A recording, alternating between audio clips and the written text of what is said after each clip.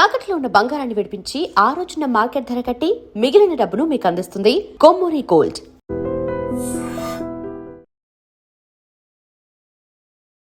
Ladies and gentlemen, welcome to iDream Media. నేను ప్రియదర్శన్, నాతో పాటు సీనియర్ జర్నలిస్ట్ భరద్వాజ గారు ఉన్నారు. సో మంగ్లీ ఫినాన్స్ క్రైమ్ గురించి, ఆ మైక్రో ఫైనాన్స్ పేరు మీద జరిగిన ఫైనాన్షియల్ దాని గురించి, ఆ క్రైమ్ గురించి కొంచెం డీప్గా మాట్లాడుకుందాం. సార్ నమస్తే. నమస్తే. బాగున్నారా సార్? నేను బాగున్నాను. యా సార్, ఏంటి సార్ మీకు ఏమనిపించిందండి ఈ మంగ్లీ వివాదం? ఎందుకంటే అడ్వకేట్ సుబ్బు అనే వ్యక్తి ఇన్వాల్వ్ అయ్యాడు. తర్వాత కొంతమంది ఏమంటున్నారంటే ఆమె సెలబ్రిటీ స్టేటస్ని యూజ్ చేస్తున్నారు, ఇది ఖచ్చితంగా పెద్ద క్రైమే అని చెప్తున్నారు. ఎక్కువ అమౌంటే అయ్యిందని కొంతమందికి 10 కోట్ల వరకు అంచనా వేశారు. తర్వాత లేదు, చాలా ఎక్కువ అని చెప్పి కొంతమంది అంటున్నారు. 10 కోట్లు అనేది ఆయన మాట్లాడాడు, సుబ్బు.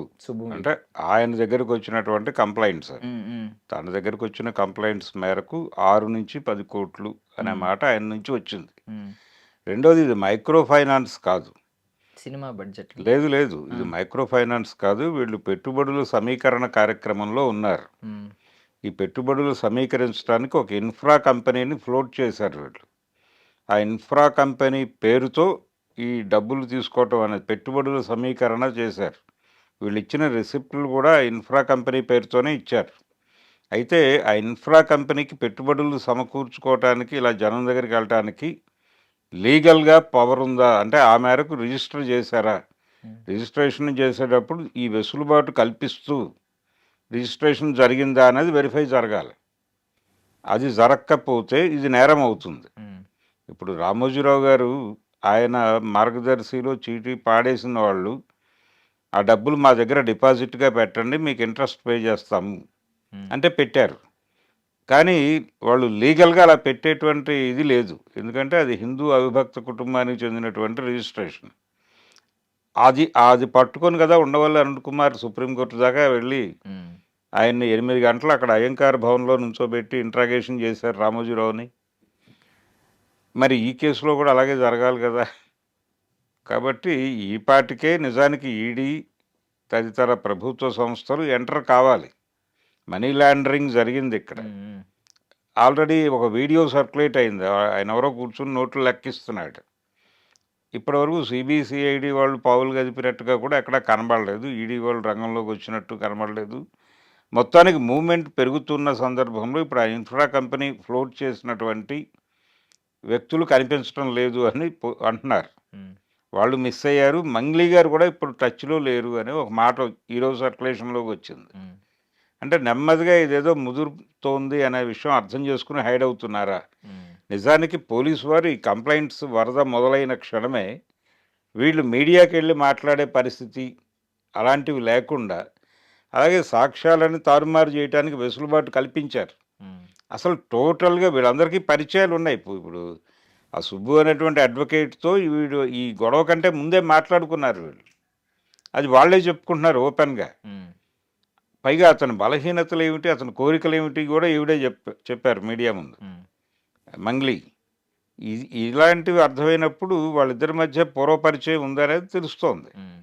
అంటే ఇది ఎక్కడో వాటాలు తేడాలు వచ్చి కొట్టుకుంటున్నారా వీళ్ళు జనాలు అనుమానపడే పరిస్థితికి వచ్చింది.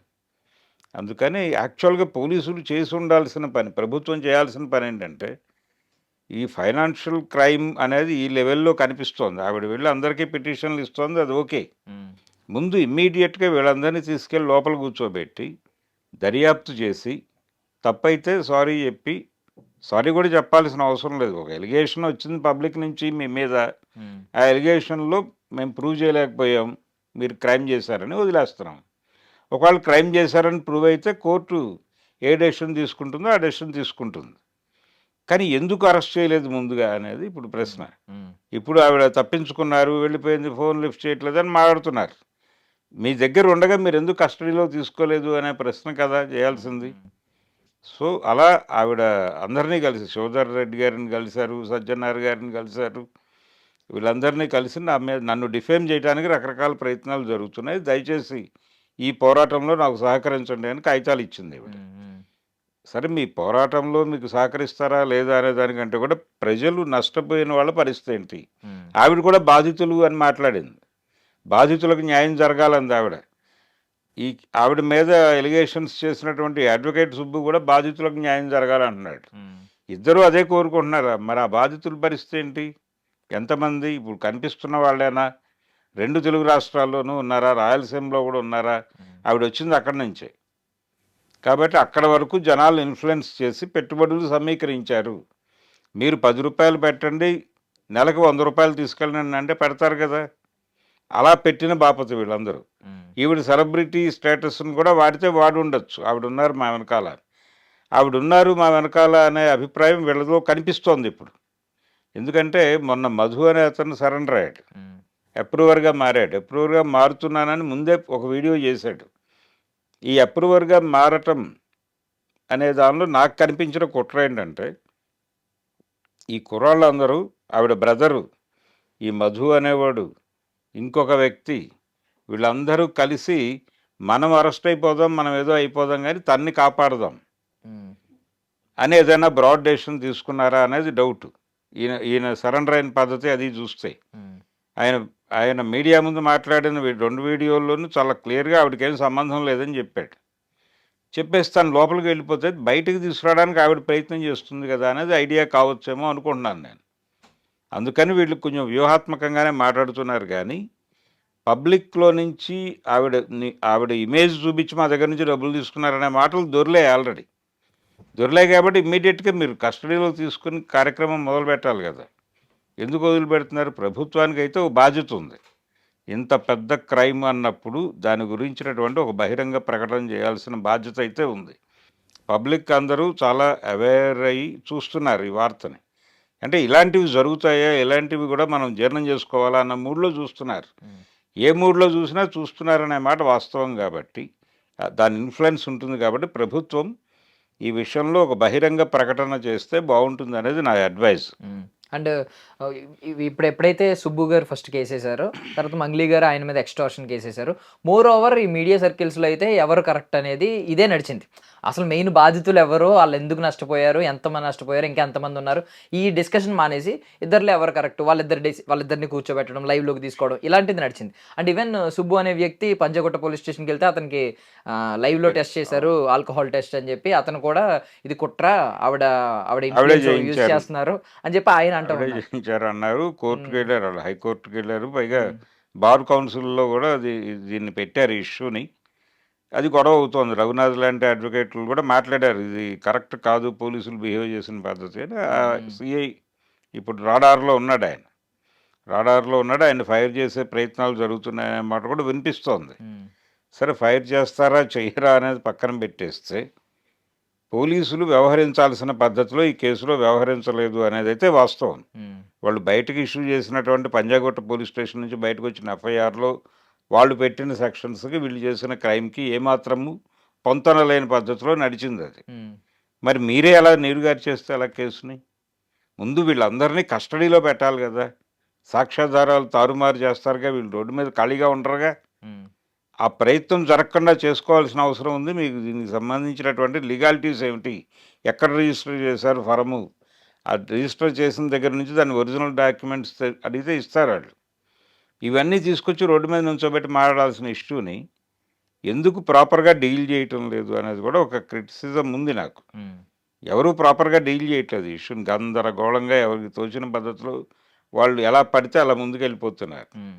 అందుకని ప్రభుత్వము, పోలీసులు కొంచెం అప్రమత్తంగా ఉండి, ఒక ప్రాపర్ విధానంలో గనక తీసుకెళ్ళగలిగితే జనాలు హ్యాపీ. హ్మ్. జనాల్ని సంతోషపెట్టడమే కార్యక్రమం. ప్రభుత్వానికైనా, ప్రభుత్వం రంగంలో ఉన్నవారికైనా, ఎవరికైనా. ఆ బాధ్యత సక్రమంగా నిర్వర్తిస్తారని కోరుకోవడం తప్ప చేయగలిగింది లేదు. హ్మ్. మంగ్లీ విషయంలో పోలీసులు ప్రాపర్‌గా వ్యవహరించి, అవసరమైతే ముందు ఈళ్ళని లోపల పెట్టైనా మీరు దర్యాప్తు చేసి ఒక ప్రకటన చేయండి. జనాలు హ్యాపీ ఫీల్ అవుతారు. హ్మ్. వాళ్ళు అరెస్ట్ అయ్యారని బాధపడరు. ఇష్యూ మీద ఒక క్లారిటీ ఉంది కనీసం పోలీసులకైనా అనే ఆనందం చాలు వీళ్ళకి. ఆ ఆనందం కలిగిస్తే చాలు సజ్జనార్ గారు, శివధర్ రెడ్డి గారు. అంతకు మించి వేరే మాట్లాడడానికి కూడా ఏం లేదు. క్రైమ్ జరిగిందనేది ఏదో మేరకు అర్థమవుతోంది. చేయటం తప్పని నేను అంటలేదు. అంటే వాళ్ళకున్నటువంటి కష్టాలు, కన్నీళ్ళు, వాళ్ళ ఇబ్బందులు వాళ్ళతో దాంతో ఏదో చేస్తే చేసుంటారు. కానీ సమాజం ఒక క్రైమ్‌గా దాన్ని చూసినప్పుడు సమాధానం చెప్పాలి గదా! ఆ సమాధానం చెప్పకుండా హైడ్ అవ్వటం అనేది కరెక్ట్ కాదు. అంటే ఇప్పుడు మంగ్లీ గారు ఆవిడ ఒక మహిళగా నన్ను ఇరికిస్తున్నారు, నాకు సంబంధం లేదు ఇవన్నీ చెప్పినప్పుడు మహిళ అని మాత్రమే వాడలేదు ఆవిడ. మహిళ పోనీ ఆవిడ వాడలేదు అనుకోండి, పోనీ మహిళ అని వాడుతూ దానికి ఒక తోడు సెలబ్రిటీ కాదు. బంజారా నేను అమ్మాయినా? గిరిజన మహిళని, ఉమ్. ఒక గిరిజన మహిళ అని విక్టిమ్ కార్డు వాడుతోంది ఆవిడ అని కూడా విమర్శలు అవును, ఆ వచ్చాయి. విమర్శలు కూడా ఉన్నాయి.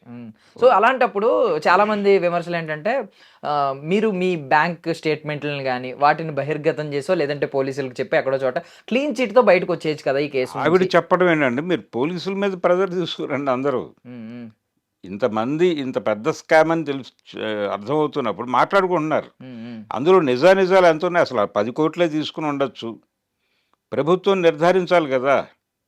పబ్లిక్ని పిలిచి ఇదిగో ఫలానా సెల్ దగ్గరకు వచ్చి ఈ కేసులో నష్టపోయిన వాళ్ళందరూ వచ్చి ఒక రెస్క్యూ సెల్ పెట్టి అక్కడికి వచ్చి మీరు పిటిషన్లు ఇవ్వండి, ఎంత నష్టపోయారు, మీ దగ్గర ఉన్న రసీదులు, ఉమ్, ఇతర విషయాలు ఓపెన్గా సెక్రటేరియట్లో ఫలానా సెల్ పెట్టాం, ఉమ్. వచ్చి అక్కడ ఇచ్చేసేయండి అంటే ఇస్తారుగా జనాలు.